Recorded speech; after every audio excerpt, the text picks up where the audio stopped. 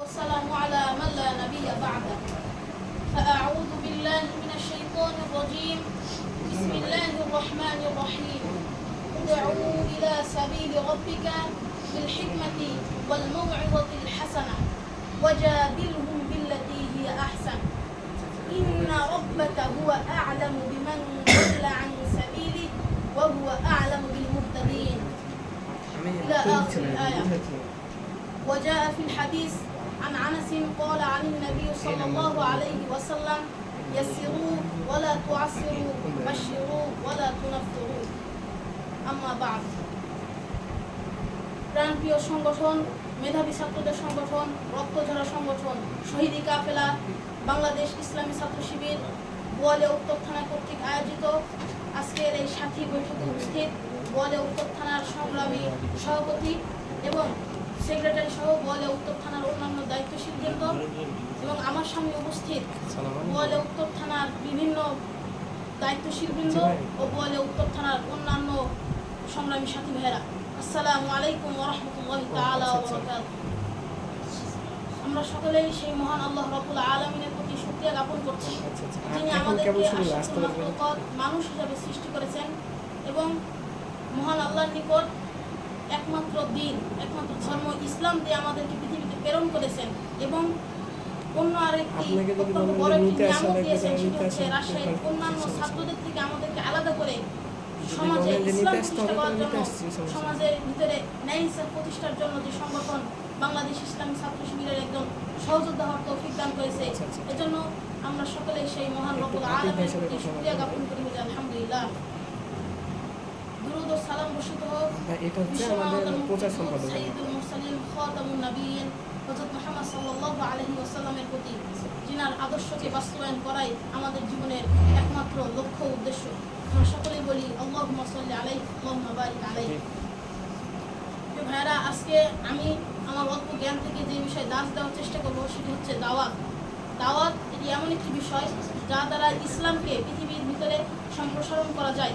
পৃথিবীতে ইসলামকে ছড়িয়ে দেওয়ার যে একটি মাধ্যম সেটি হচ্ছে দাওয়াত। দাওয়াতের শাব্দিক অর্থ হচ্ছে ডাকা, মানুষকে আহ্বান করা। পারিভাষিক অর্থে পরকালীন মুক্তি ও আখিরাতের কল্যাণের জন্য মানুষকে ইসলামের প্রতি আহ্বান করা, ইসলামের প্রতি উৎসাহিত করার নাম হচ্ছে দাওয়াত। যুগে যুগে সমস্ত রাসূল অর্থাৎ হযরত মুহাম্মদ সাল্লাল্লাহু আলাইহি ওয়াসাল্লাম এবং অন্যান্য যত রসুল নবী আল্লাহ সুবহানাহু ওয়া তাআলা প্রেরণ করেছিলেন, সবাই এই দাওয়াতের মাধ্যমে ইসলামকে সম্প্রসারণ করেছে। যে বিষয়টি আমি আপনাদের সামনে কুরআন ও হাদিস থেকে তুলে ধরার চেষ্টা করব ইনশাআল্লাহ। আল্লাহ আমাকে বলা ও আপনাদেরকে শ্রবণ করা এবং সাথে সাথে আমাকে ও আপনাদেরকে উভয়কে এই বিষয়ের উপর আমল করার তৌফিক দান করুন। আমিন। তো দাওয়াতের প্রথম যে বিষয়টি সেটা হচ্ছে দাওয়াত আমরা কিভাবে দিব। আল্লাহ সুবহানাহু ওয়া তাআলা এই ব্যাপারে সূরাতুল নাহলের 125 নম্বর আয়াতের মধ্যে বলছেন, বিসমিল্লাহির রহমানির রহিম, ادعوا إلى سبيل ربك بالحكمة والموعظة الحسنة وجادلهم بالتي هي أحسن।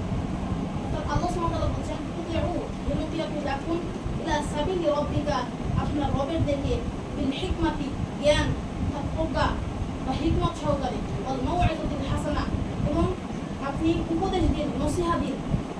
অর্থাৎ আল্লাহ সুবহানাহু ওয়া তাআলা ইসলামকে যে মানুষের মধ্যে পৌঁছায় দেওয়ার যে বিষয়টা সেটা বলছে যে মানে জ্ঞান বা সবচেয়ে বুদ্ধিমত্তার পরিচয় দিয়ে ইসলামের সৌন্দর্যটাকে মানুষের সামনে তুলে ধরতে হবে এবং সাথে সাথে তাদেরকে নসিহত দিতে হবে, অর্থাৎ উপদেশ দিতে হবে। তারপরে আল্লাহ সুবহানাহু ওয়া তাআলা বলছেন, ওয়াজাদিলহুম বিল্লাতি হিয়া আহসান এবং আপনি মানুষদেরকে, যখন মানুষরা আপনার সাথে বিতর্ক করতে আসবে তখন আপনি তার সাথে কথা বলুন উত্তম পন্থায়। আমরা জানি মুমিনদের অন্যতম একটি বৈশিষ্ট্য হচ্ছে মুমিনরা কখনো অনর্থক কথা বলে না। যেমন আল্লাহ সুবহানাহু ওয়া তাআলা সূরা মুমিনুনের ভিতরে বলছেন, ওয়াল্লাযীনা হুম আনিল লাগwi মুরিদুন, যারা মুমিন তারা অনর্থক কাজ থেকে বিরত থাকে। অর্থাৎ আমরা যেহেতু সমাজে ইসলামকে প্রতিষ্ঠিত করতে চাই বা ইসলাম দ্বারা সমাজকে সাজাতে চাই, সেই জন্য আমাদের কিন্তু অনেক সময় অনেক বিতর্কের মুখে পড়তে হয়। বা যেহেতু বর্তমানে বাংলাদেশের মানুষ চায় না যে ইসলাম আসলে বাংলাদেশে প্রতিষ্ঠিত হোক, কারণ ইসলাম যদি একবার প্রতিষ্ঠিত হয় তাহলে সমাজে কিন্তু অন্যায়, অনাচার, ব্যভিচার কিন্তু থাকবে না। তাই অনেকেই চায় না যে ইসলামটা আসলে প্রতিষ্ঠিত হোক। যার কারণে আমরা যখনই ইসলামের কথা বলি বা ইসলামের রাজনীতির কথা বলি তখন তারা বলে কোরআনের রাজনীতি নাই এবং আমাদের সাথে বিভিন্নভাবে তারা বিতর্ক করার চেষ্টা করে। তখন আল্লাহ সুবহানাহু ওয়া তাআলা শিখিয়ে দিচ্ছেন যে আমরা তাদের সাথে বিতর্কটা কিভাবে করব। আমরা তাদের সাথে কথা বলবো উত্তম পন্থায়, সমস্ত কিছু আমরা কুরআন ও হাদিস থেকে এবং ইসলামের ইতিহাস থেকে আমরা তাদের সাথে কথা বলার চেষ্টা করব। আল্লাহ সুবহানাহু ওয়া তাআলা তারপরে বলছেন ইন্না রাব্বাকা হুয়া আ'লামু বিমান দাল্লা আন সাবিলি। ইন্না রাব্বাকা নিশ্চয়ই মহান আল্লাহ সুবহানাহু ওয়া তাআলা জানেন হুয়া আ'লামু বিমান দাল্লা আন সাবিলি, যে কে তার পথ হতে পথভ্রষ্ট থাকবে বা তার পথ থেকে সরে যাবে। ওয়া হুয়া আ'লামু, এবং তিনি এটাও জানেন বিল মুহতাদিন, কে হেদায়েত প্রাপ্ত হবে। তো এখান থেকে তিনটি বিষয় আমরা জানতে পারি। প্রথমত যে বিষয়টা সেটা হচ্ছে দাওয়াত কিভাবে দিব, সেটা আমি বললাম যে হিকমত জ্ঞান করতে, অর্থাৎ আমরা সর্বোচ্চ করতে চেষ্টা করবো যে ইসলামের সৌন্দর্যটাকে প্রকাশ করতে সহজ সহজ বিষয় আগে আমরা মানুষদের সামনে উপস্থাপন করবো। যেমন একটি হাদিসের ভিতরে এসেছে আন আনাসিন ক্বালা আনিন নবী সাল্লাল্লাহু আলাইহি ওয়াসাল্লাম ইয়াসসিরু ওয়া লা তুআসসিরু বাশশিরু ওয়া লা তুনাফফিরু। রাসূল সাল্লাল্লাহু আলাইহি ওয়াসাল্লাম বলেন যে তোমরা সহজ করো, কঠিন করো না, সুসংবাদ দাও, ঘৃণা ছড়িও না। অর্থাৎ আমাদেরকে ইজি যে বিষয়গুলো, অর্থাৎ ইসলামে যে সমস্ত বিষয় সুন্দর, আমরা সেই সমস্ত বিষয় আগে মানুষের সামনে উপস্থাপন করবো। মানুষকে বুঝাবো যে আমরা যদি নামাজ পড়ি, আমরা যদি হজ করি, নফল ইবাদত করি, তাহলে আমরা কি আখিরাতে কিরকম সুফল আমাদের আসবে বা জান্নাতে আমরা কিরকম পুরস্কার প্রাপ্ত হব। তারপরে আস্তে আস্তে তার যখন ইসলাম সম্পর্কে প্রাথমিক জ্ঞানটা হয়ে যাবে, তখন আমরা আযাবের যে বিষয়গুলো বা জাহান্নামের ভয়াবহতা সম্পর্কে তাকে ধারণা দিব, তাহলে সেই ইসলাম প্রতি আকৃষ্ট হবে। তারপরে আল্লাহ সুবহানাহু ওয়া তাআলা সূরা হামিম সিজদার ভিতরে বলছেন যে উত্তম কথা কোন ব্যক্তি, আল্লাহ সুবহানাহু ওয়া তাআলা বলছেন ওমান আহসানু কাওলান, আর তার চেয়ে কার কথা উত্তম, মিম্মান দাআ ইলাল্লাহ, যে আল্লাহর পথে ডাকে, ওয়া আমিলা সালিহান, এবং সৎকর্ম করে, ওয়া ক্বালা ইন্নানি, এবং বলে নিশ্চয় আমি মিনাল মুসলিমিন, মুসলিমদের অন্তর্ভুক্ত। এখানে আল্লাহ সুবহানাহু ওয়া তাআলা বলছেন যে ব্যক্তি মহান আল্লাহর পথে ডাকে এবং নিজে সৎকর্ম করে এবং বলে যে আমি নিশ্চয়ই মুসলিমদের অন্তর্ভুক্ত, তার কথা সবচেয়ে উত্তম। এখানে যে বিষয়টি ফুটে উঠছে, শুধু দাওয়াত দিলে হবে না, নিজে আমল করতে হবে। যদি আমি মানুষদেরকে বলি যে আপনি নামাজ পড়েন, অথচ আমি নিজেই 5 ওয়াক্ত নামাজ জামাতে পড়ি না, তাহলে কিন্তু মানুষ ওই আহ্বানের প্রতি আকৃষ্ট হবে না। এবং সাথে সাথে শুধু আপনি যে বিষয়ের উপর দাওয়াত দিবেন, সেই বিষয়টার উপরে শুধু যদি আমল করেন, তাহলে কিন্তু হবে না। কারণ জাহিলি যুগে কাফেররা ইসলাম ধর্মে গ্রহণ করতে এই জন্য যে তারা ইসলামের সমস্ত বিষয়গুলো দেখতো, তারা হযরত মুহাম্মদ সাল্লাল্লাহু আলাইহি সাল্লাম এবং সাহাবীদের উত্তম চরিত্র বা তাদের যে ব্যবহার, সেগুলো দেখে ইসলামের প্রতি আকৃষ্ট হতো। অর্থাৎ আপনি যখন কোনো মানুষকে দাওয়াত দিবেন, আপনি ইসলামের মৌলিক ইবাদতগুলো করবেন, সাথে সাথে নফল ইবাদত আপনার ঠিক রাখা লাগবে। আপনার লেবাস, আপনার চরিত্র, সমস্ত কিছু হবে ইসলামের পরিপন্থী। আপনি যদি একজন মুসলিম হয়ে, শুধু বাংলাদেশ ইসলামী ছাত্র শিবিরের একজন সাথী নয়, একজন মুসলিম হয়ে আপনার পোশাক যদি হয় পশ্চিমাদের মতো, অর্থাৎ পশ্চিমারা বা যেরকম দেখা যায় যারা জিন্স প্যান্ট পরে ফাটা সিরা, সেরকম যদি আমরা পড়ি, তাহলে কিন্তু আসলে এটা ইসলামের পরিচয় বা মুসলিম বলে আমাদের গণ্য করা হবে না। কারণ কোরআন কারিমে আল্লাহ সুবহানাহু ওয়া তাআলা বলেছেন তোমরা এমন লিবাস গ্রহণ করবে, এমন পোশাক পরিধান করো যারা তোমার তাকওয়া ফুটে ওঠে। তো আমরা যেই জামাই পরি না কেন, যেই পোশাকই পরি না কেন, সেটা যাতে হয় মানে সুন্দর, পরিমার্জিত, যাতে বোঝা যায় যে আমরা ইসলাম ধর্মের অনুসারী। যাই হোক, আমি যেটি বলতে চাচ্ছিলাম সেটা হচ্ছে শুধু দাওয়াত দিলে হবে না, নিজে আমল করতে হবে। এবং মিশকাতে একটি হাদিস রয়েছে, যেখানে হাদিসটি আনাস রাদিয়াল্লাহু আনহু বর্ণিত। তিনি বলেন রাসূল সাল্লাল্লাহু আলাইহি ওয়াসাল্লাম যখন মেরাজের রাত্রিতে মেরাজ করতে গিয়েছিলেন, তখন আল্লাহ সুবহানাহু ওয়া তাআলা তিনাকে অনেক মুআজিজা দেখিয়েছিলেন। তখন তিনি দেখলেন যে জাহান্নামে কিছু মানুষদের ঠোঁট কাটা হচ্ছে আগুনের কাউচিতে। তখন তিনি জিবরিল আলাইহিস সালামকে জিজ্ঞাসা করলেন যে এরা কারা, যাদেরকে এত কঠিন শাস্তি দেওয়া হচ্ছে।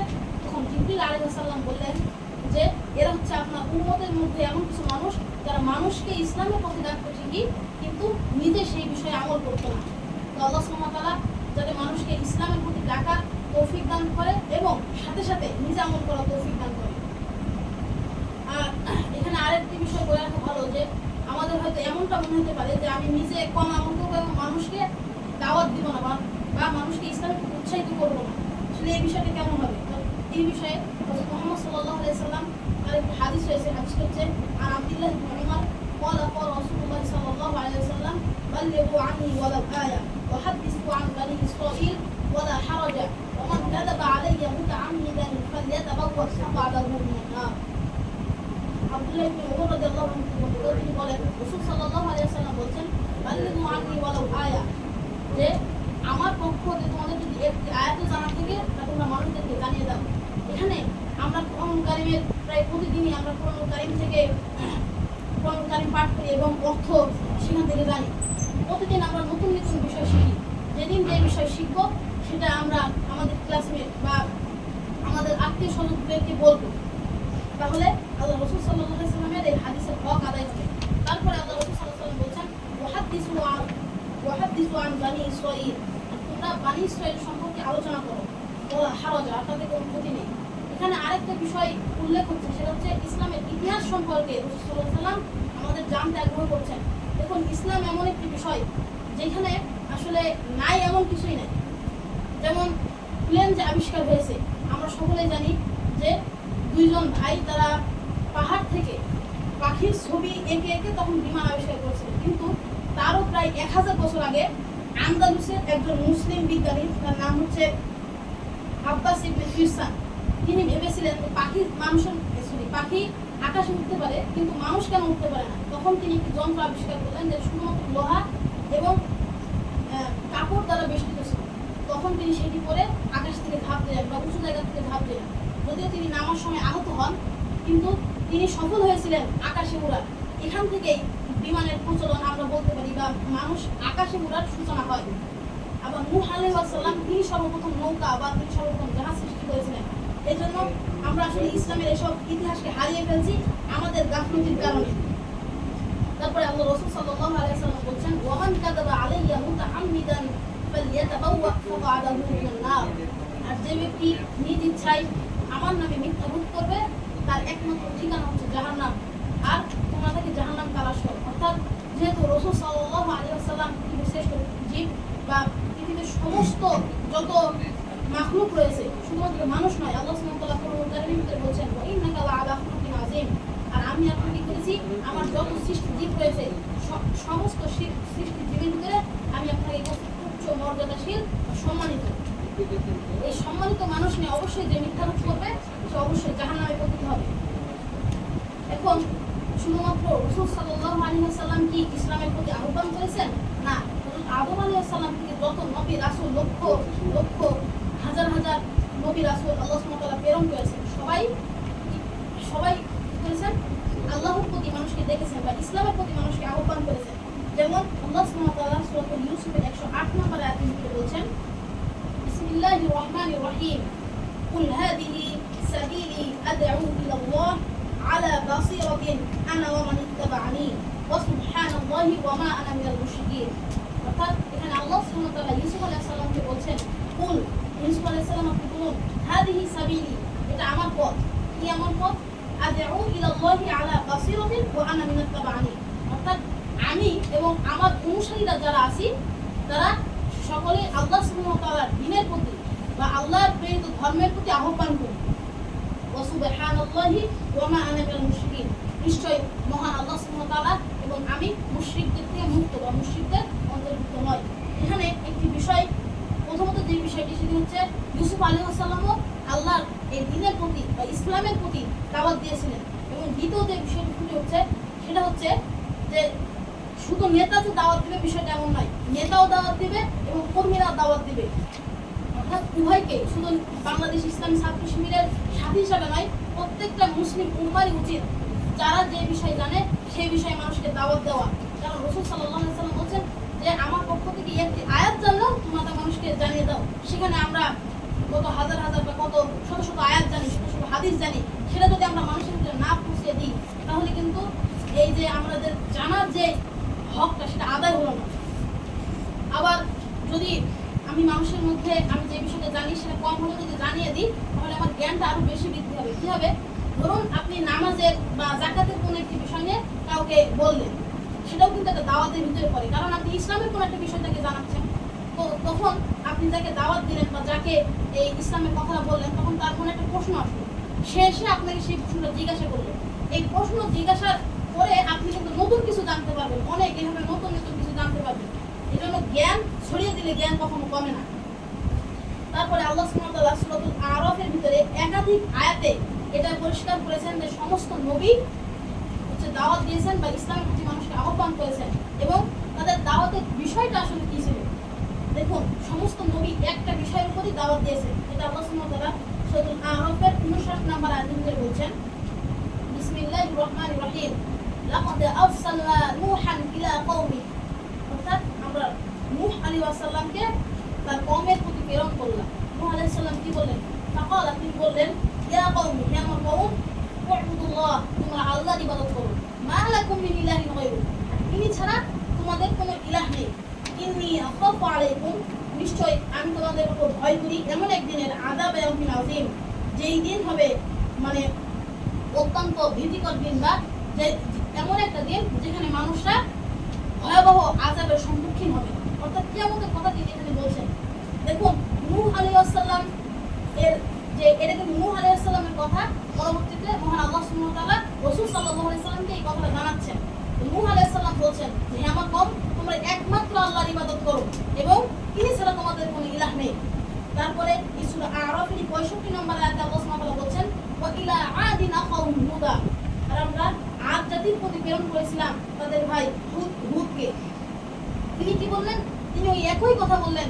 ফাকালা, তিনি বললেন, ইয়া কওমি, হে আমার কওম, উবুদুল্লাহ, তোমরা আল্লাহর ইবাদত করো, মা লাকুম মিন ইলাহিন গায়রু, আর তিনি ছাড়া তোমাদের কোনো ইলাহ নেই। আফালা তাত্তাকুন, তোমরা কি তাকওয়াবান হবে না? আল্লাহ সুবহানাহু ওয়া তাআলা ওই একই সূরা আরাফের 73 নম্বর আয়াত থেকে আবার বলছেন, ওয়া ইলা সামুদ আখাহুম সালিহা, আর আমরা সামুদ জাতির প্রতি প্রেরণ করেছিলাম তাদের ভাই সালেহকে। তিনি কি বললেন? তিনি ওই একই কথা বললেন, ফাকালা ইয়া কওমি আবুদুল্লাহ, হে আমার কওম, তোমরা আল্লাহর ইবাদত করো, মা লাকুম মিন ইলাহিন গায়রু, তিনি ছাড়া তোমাদের কোনো ইলাহ নেই। আল্লাহ সুবহানাহু ওয়া তাআলা সূরা আরাফের 25 নম্বর আয়াতে আবার বলছেন, ওয়া ইলা সামুদ ওয়া ইলা মাদিয়ান আখাহুম শুআয়বা, আর আমরা মাদিয়ান জাতির প্রতি প্রেরণ করেছিলাম তাদের ভাই শুআয়বকে। তিনি একই কথা বললেন, ইয়া কওমি আবুদুল্লাহ, হে আমার কওম, তোমরা আল্লাহর ইবাদত করো, মা লাকুম মিন ইলাহিন গায়রু, তিনি ছাড়া তোমাদের কোনো ইলাহ নেই। তারপরে তিনি আরেকটি কথা বলছেন, ওয়াকাদ জাআকুম বাইনাকুম মির রাব্বিকুম, নিশ্চয়ই তোমাদের নিকট তোমাদের রবের সুস্পষ্ট প্রমাণ রয়েছে। দেখুন, এই যে 4-5টি আমি আয়াত বললাম, 4-5টি আয়াত ভিন্ন ভিন্ন নবী সম্পর্কে। এখান দ্বারা প্রথম যে বিষয়টি ক্লিয়ার হচ্ছে সেটি হচ্ছে সমস্ত নবী আল্লাহর দিকে, আল্লাহর দ্বীনের দিকে মানুষকে আহ্বান করেছিলেন। এবং দ্বিতীয় সবচাইতে বড় যে বিষয় সেটি হচ্ছে যে তাদের দাওয়াতের বিষয়টা আসলে কি ছিল। তাদের বিষয় ছিল যে আমার কওম, তোমরা একমাত্র আল্লাহর ইবাদত করো, আর তিনি ছাড়া তোমাদের কোনো ইলাহ নেই। কিন্তু আজকে দুর্ভাগ্যজনক হলে সত্য যে আমাদের মুসলিমদের ভিতরে কিছু দল তারা মাজার পূজা করে বা কবরে গিয়ে সেজদা করে, কবরে গিয়ে চায়। দেখুন, এখানে রাসূল সাল্লাল্লাহু আলাইহি ওয়াসাল্লাম যেখানে নিজে দাওয়াত দিচ্ছেন যে তোমরা কেবলমাত্র আল্লাহর উলুহিয়াত, অর্থাৎ আল্লাহর একত্ববাদকে স্বীকার করো, কেবলমাত্র একমাত্র আল্লাহরই তোমরা ইবাদত করো। আমরা নামাজ পড়বো আল্লাহর জন্য। হাদিসে আপনারা পড়েছেন যে আমরা কাউকে ভালোবাসবো আল্লাহর জন্য, কারোর সাথে আমরা বন্ধুত্ব ছিন্ন করবো আল্লাহর জন্য, আমাদের সমস্ত কিছুই হবে আল্লাহর জন্য। এক্ষেত্রে আমরা যদি মুহাম্মদ সাল্লাল্লাহু আলাইহি সাল্লামের জন্য কোনো আমল করি তাও এটা বাতিল হবে, কারণ ইবাদতের একমাত্র যোগ্য হচ্ছে আল্লাহ। বরং আমাদের নিয়ত এরকম হবে যে আমরা ইবাদতটা করবো আল্লাহর জন্য, কিন্তু এর সওয়াবটা বা এই সওয়াবটা যেন মুহাম্মদ সাল্লাল্লাহু আলাইহি সাল্লামের কাছে পৌঁছে দেন আল্লাহ, যেন তিনি আমাদেরকে পরে সুপারিশ করতে পারেন। এরকম একটা নিয়ত আমাদের থাকা লাগবে। কিন্তু ইবাদতের একমাত্র উপযোগী হচ্ছে আল্লাহ, যেহেতু তিনি আমাদের সৃষ্টিকর্তা, তিনি আমাদের রব। তো এক্ষেত্রে আমরা মানুষদেরকে এটা বোঝাবো, যারা এই সমস্ত কুসংস্কারের সাথে লিপ্ত আছে তাদেরকে আমরা কোরআনের এই সমস্ত আয়াতকে বোঝাবো, যেখানে স্বয়ং নবী রাসূলুল্লাহ বলছেন, তাও শুধু একজন নবী হলে হতো, 5-6 জন নবী এক কথাই বারবার বলছেন যে তোমরা আল্লাহর ইবাদত করো, আর তিনি ছাড়া তোমাদের কোনো ইলাহি নেই। তো আমি আপনাদের সামনে যে বিষয়টি বললাম সেটি হচ্ছে দাওয়াত। আল্লাহ সুবহানাহু ওয়া তাআলা আমাদেরকে নিজে আমল করে একমাত্র আল্লাহর জন্য সমস্ত ইবাদত যেন আমরা করি, লোক দেখানো ইবাদত যাতে আমরা না করি। লোক দেখানো ইবাদত করলে এটা অবশ্যই শিরক হয়ে যাবে, সেটা আপনারা জানেন। আল্লাহ সুবহানাহু ওয়া তাআলা একমাত্র শুধুমাত্র আল্লাহর উলুহিয়াতকে স্বীকার করা এবং শুধুমাত্র আল্লাহর জন্য ইবাদত করে মানুষকে সে আহ্বান পৌঁছে দেওয়ার তৌফিক দান করুন। আমিন। ওয়া আখিরু দাওয়ানা আলহামদুলিল্লাহি রাব্বিল আলামিন। পরিশেষে একটা কথা বলবো, সেটি হচ্ছে আমি ছাত্র, আমার চাইতে আপনাদের জ্ঞান আরো বেশি। যদি আমি সমস্ত কথা বলেছি কোরআন ও হাদিস থেকে, যদি কোনো ভুল হয়ে থাকে অবশ্যই আমাকে সংশোধন করবেন, আমি সংশোধন করে নেওয়ার চেষ্টা করবো ইনশাআল্লাহ। আসসালামু আলাইকুম।